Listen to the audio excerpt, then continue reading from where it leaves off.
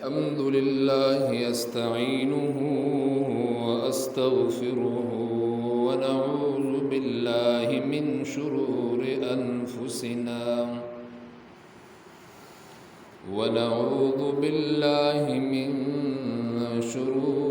أنفسنا ومن سيئات أعمالنا من يهده الله فلا مضل له ومن يضلله فلا هادي له وأشهد أن لا إله إلا الله وحده لا شريك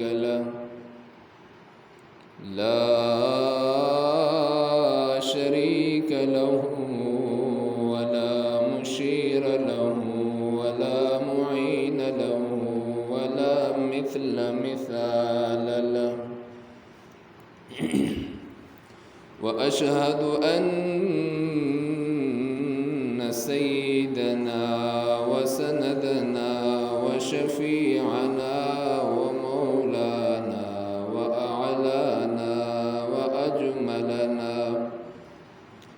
وأجملنا وأحسننا وأرفعنا ومبين فرقاننا وهادي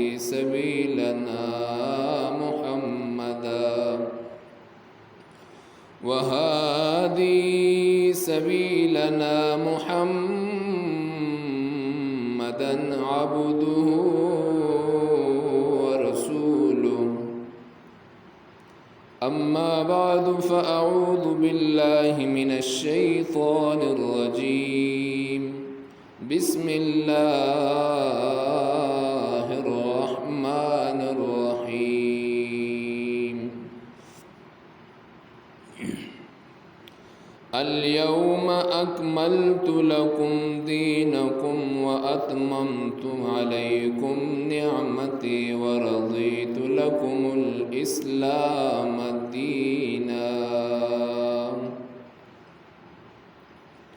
وقال الله تبارك وتعالى: ومن يبتغ غير الإسلام دينا فلن يقبل منه وهو في الآخرة من الخاسرين. وقال النبي صلى الله تعالى عليه وسلم عن عبد الله رضي الله عنه عن النبي صلى الله تعالى عليه وسلم: الطيرة شرك. وقال ثلاث: ولكن الله يذهبه بالتوكل.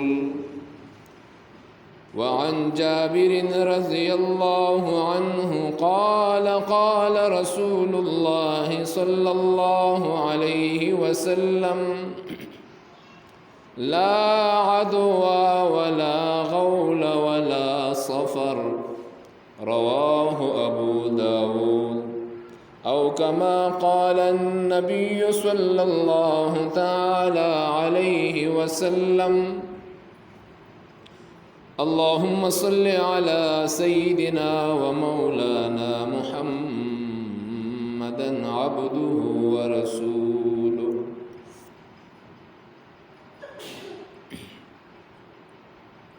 محترم مسلمانانو،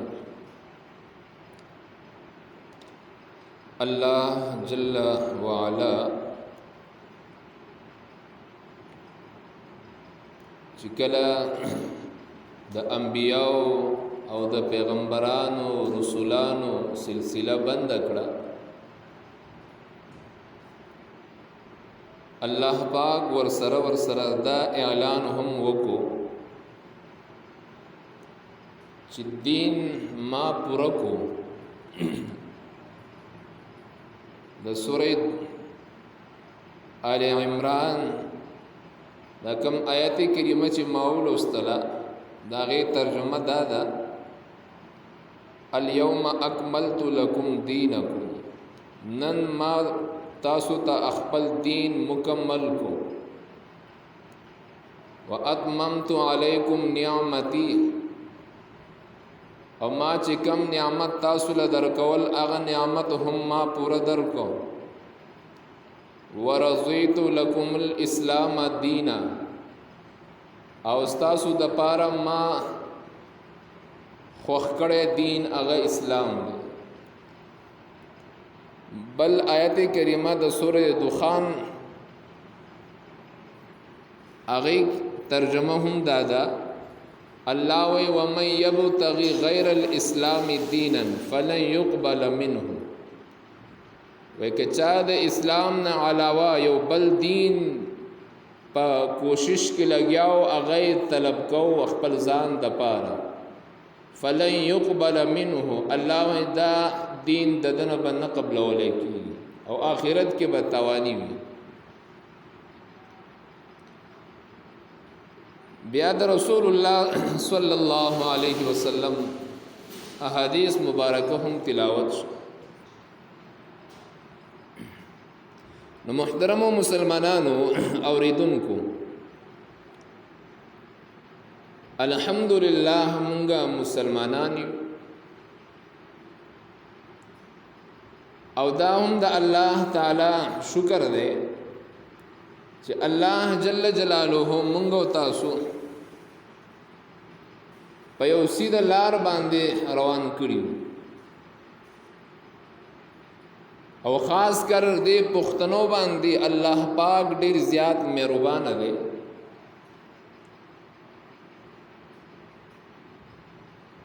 چې الله جل جلاله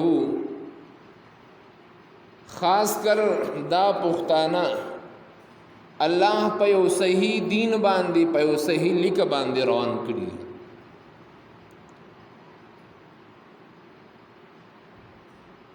او دا هم د الله مهرباني ده چې د دین په حق باندې دینی غیرت او دینی قوت الله پاک دام دی قوم لور کړي.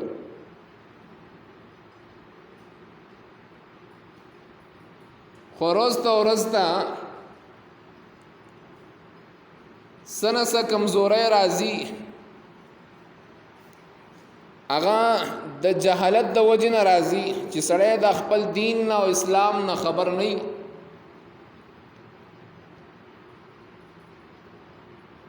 او دا خو دین باندې مین خلق دی، کچا ورته وی چې دا دین دی دی منی او باغی باندې عمل کې روان دي.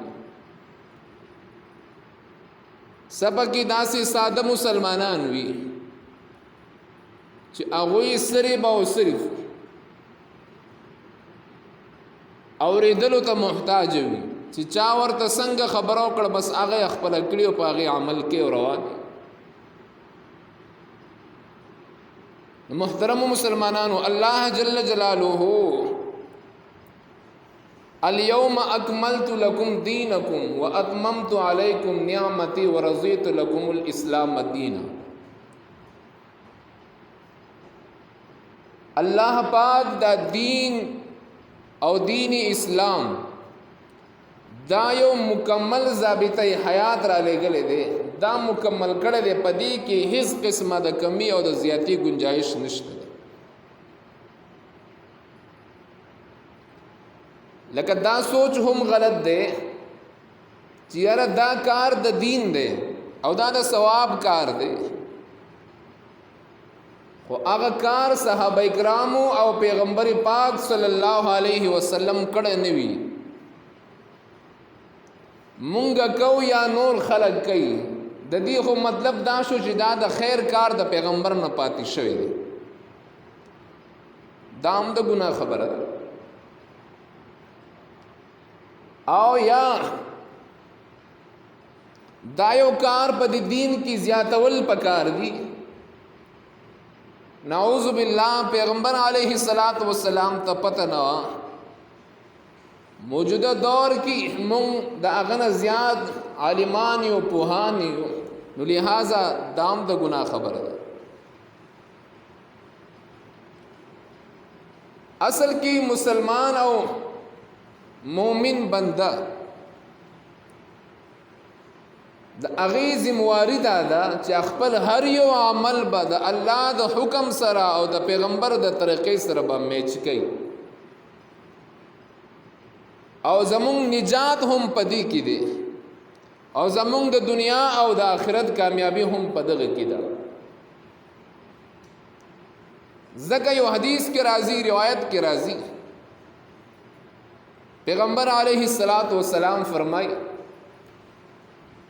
و یو سړی په ورځ د قیامت منځون والا، حجون والا، عمرو والا، روزو والا، تهجد والا، نوافل والا، په ورځ د قیامت به د الله دربار نه ډېر لوی امید باندې ولاړ وي. خو چې کله د حساب کتاب وخت راشي، الله پاک به ورته اعلان وکړي چې ستا یو عمل هم نه دی قبول شوی. وجه به صرف او صرف دغه وي چې الله وی ومن یبتغي غیر الاسلام دینا فلن يقبل منه، چا چې د اسلام د تعلیماتو نه هټ کر یو بل تعلیم خپل کو، یو بل دین خپل کو، په هغه دین باندې عمل شروع کو، نو هغه دین سونه چې عملونه دی الله وی دا زما دربار کې قابل قبول نه دي. نو محترم مسلمانانو، دا کومه میاشت چې دا شروع ده محرم الحرام چورته، پدې کې پیغمبر علیه السلام طریقه کار داغه مبارک څه عملونه کړی دي، او نن موجوده دور کې د دې میاشتې متعلق جو څونه پروپیګنډي دي او څونه بدعات او رسومات په دې میاشت کې شروع دي.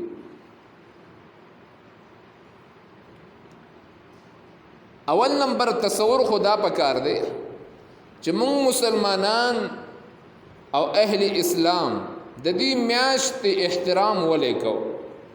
د ټولو نه اهمه خبره ده ټولې میاشتې د الله دی، خو بیا د دې میاشت احترام مونږ ولې کو. او په دغه میاشت کې یو حدیث د مسلم شریف کې راځي، 2946 نمبر حدیث دی د مسلم شریف. په بخاری شریف کې حدیث کې راځي، هغه حدیث نمبر هم 2000 دی پورا، او بل د مسلم شریف حدیث هم دی، د دریونه احادیث دی، هغه دی 2666 نمبر حدیث. په دې دریو حدیثونو کې د هر یو حدیث مفهوم جدا جدا دی. اولنې حدیث کې راځي جناب رسول الله صلی الله علیه وسلم مدینه ته راغی چې ګوري خلکو روزه ده، تپوس یې وکړو چې دا خلک دا روزه ولې نیسي د یهودو. صحابه کرام ورته وی د الله رسوله دو دا روزه د شکرانې په تور باندې نیسي. دو وی چې په دې لسم محرم الحرام باندې الله پاک زمون پیغمبر حضرت موسی علیہ السلام باندې یو انعام کړو، فرعون نور تخلاصي ازادي ورکړو. فرعون خو دې غر کړو، دشمن یې غر کړو، نو د هغه په شکرې باندې شکرې کې داخله روزه نیسي. پیغمبر علیه السلام فرمایل ښا نو بیا خو د موسی زمام رور دی کړ، د موسی علیہ السلام په دې خوشحالۍ کې خو ماتم شریک کېدل پکار دی بیا. نو لہذا تاسو هم روزه ونیسئ، صحابه ته تاسو هم روزه ونیسئ. بیا چې کله بل حدیث دی دغه مسلم شریف حدیث دی، پیغمبر علیه السلام وی چا چې په دې ورځ باندې روزه ونیوله تیر شوی ټول کال گناهونه به الله ورته معاف کړي. بیا بخاری شریف حدیث چې کوم دی پاغه کې رسول الله صلی الله علیه وسلم فرمای وای صحابه تاسو د یوې خبرې علم مشترک کنه چې الله پاک ماته د يهودو مخالفت حکم را کړی دی چې يهودو سره به هر کار کې هر عمل کې مخالفت کوي نو لہذا د لسم خدوم نسی او مونږ هم نسو نو فرق پکار دی بیا پیغمبر علیه السلام فرمایل که آینده ز ژوند دی او ما را روان کال زبو سره نهما یا یو لسم یو زیکم مانس شو دا دو روزی نیول سری مستحب دی بیا مسلم شریف حدیث کې دام راغلی چې فمن شاء فلیصم د چا خوخه د روزي دی ونیسي بهترین کار دی د دینه بل لوی فضیلت سره چې د انسان ټول کال صغیره گناهونه سکیږي معاف کیږي دا زمونږ د پیغمبر تعلیمات دي د محرم په باره کې د محرم الحرام د میاشتې په باره کې دا زمونږ د پیغمبر او د اسلام تعلیمات دي چې مونږ لرا کړی وس د دین حقوا موجوده دور کې چې کوم عملونه کیږي لکه کوم حدیث چې ما تاسو ته اول کې لوسته هو پیغمبر علیه السلام فرمای جابر رضی الله تعالی عنہ نے روایت دی جابر رضی اللہ تعالی عنہ فرمای و پیغمبر علیہ السلام فرمایل لا عدوى ولا غول ولا صفر ولا عدوى مرض یون بلت لګیدل پیغمبر علیہ السلام وی دا د اسلامی تصور او اسلامی تعلیماتو نه خلاف دي یون بلت مرض لګیدل پیغمبر علیہ السلام وی دا د اسلامی تصور او د توکل د الله د توکل نه خلاف کار دی په دې درمیان کې یو صحابي راغی پیغمبر علیه السلام تو فرمایل دا الله رسول زما یو اوخوا پاغي باندې دانی وی او خارخ پر راغلو او تاسو وای چې یو نه بلته مرض نه لګینو هغه تناسه زما ټول خانو باندې خارخ لګیدل دي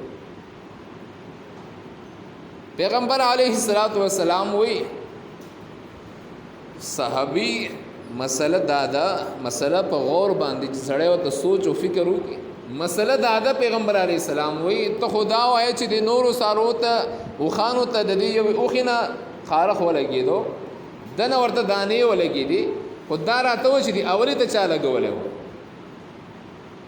دی اولی ته چا لګولې اول باندې دا مرض چا راوسته اصل خبره د توکل او د ایمان او د اعتقاد د الله باندې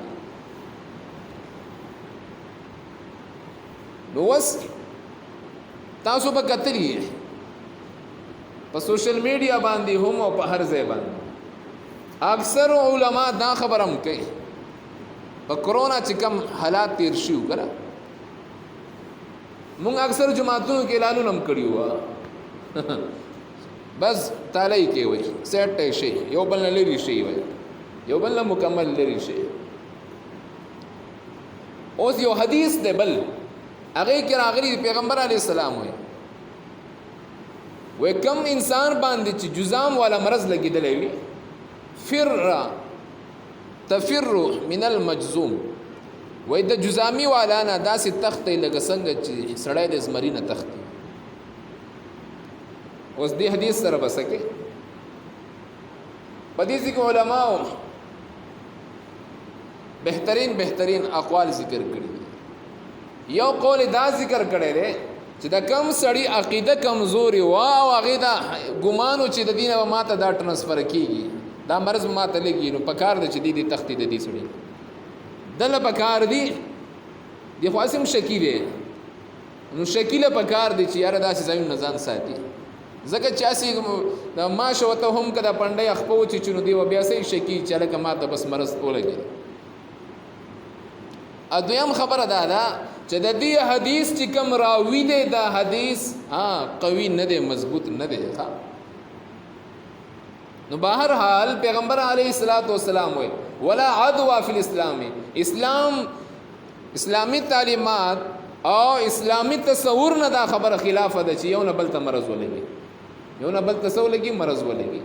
اکثر مسلمانان زکام راغلی یخنۍ والی یو بل سره لاس نه میلاوي، د یو بل سره خوراک نه کوي. عجیبه خلک دی کور کې چې کور والا بیبي خاون زکام والی هغه د بچو هم سیټ ته خوراک کوي بچونه. او پیغمبر علیه الصلاۃ والسلام فرمایلی دي چې د مسلمان جوټه دا شفا ده، د مسلمان جوټه څه ده؟ دا شفا ده. ویږي ولې شفا ده؟ څنګه شفا ده؟ تاسو په دا مسله اورېدلې چې خلک حلاله کوي کنه سوې بسم الله وي الله اکبر وایي کنه. علماء دا مسله لیکلې دي چې کله چانه بسم الله هیر شي آیا دا شی حلال شو که حرام شو؟ اورو سمونه وي صرف چاړې راخ کو دا شی حلال کو. بعضی علماء په کې لیکلي ضرور دا شکی دي. امام ابو حنیفه رحمه الله زمو چې کوم مسلک دی هغه لیکلي دا سوچ حلال دی وي. ولې ځکه د هر مسلمان په زړه کې دننه لا اله الا الله موجود دی، د هر انسان مسلمان او د مؤمن په زړه کې دننه بسم الله موجوده ده. نو کله چې د مسلمان او د مؤمن په زړه کې دننه بسم الله او لا اله الا الله موجود شو، څه شو؟ موجود شو. په دې کې شفا شو کنه. امون د شفا د پاره سویو الک سر را لدم کا الحمد هو قل هو د قران بل یو آیت هو مونږ په دې کې شفا غنو کنه غنو. نو دغه شانتی د مسلمان جوټه زکه شفا ده.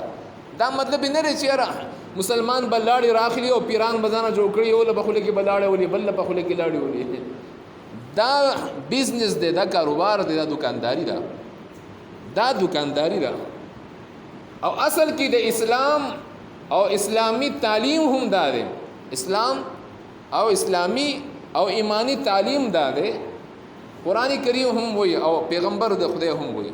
قرآن کریم وی فَأَلَّفَ بَيْنَ قُلُوبِكُمْ فَأَصْبَحْتُمْ بِنِعْمَتِهِ إِخْوَانًا. الله جل جلاله وی د اسلام خلاصه دا ده، د اسلام مقصد دا ده، د مسلمان د زندګۍ نچوړ دا ده. الله وی دی به د بل مسلمان نه نفرت نه کوي، دی به سره محبت ساتي، دی به سره محبت ساتي. او جناب نبی کریم صلی الله علیه وسلم فرمائی وی کچری یو مسلمان بل مسلمان سرا الحب للہ والبغض للہ. پیغمبر وی زرا غلی دی د پارم چې دا خواره واره را یوځې کم. پیغمبر علیه السلام وی الحب للہ وی چا چې د یو رور مسلمان سره صرف او صرف د الله د رضا دپاره لاس میلاو کو، مصافحه یې وکړه. پیغمبر علیه السلام وی د دې مسلمان د لاس یو بل نه جدا کولو نه مخکې الله د دې ټول ګناهونه معاف کوي، ختموي.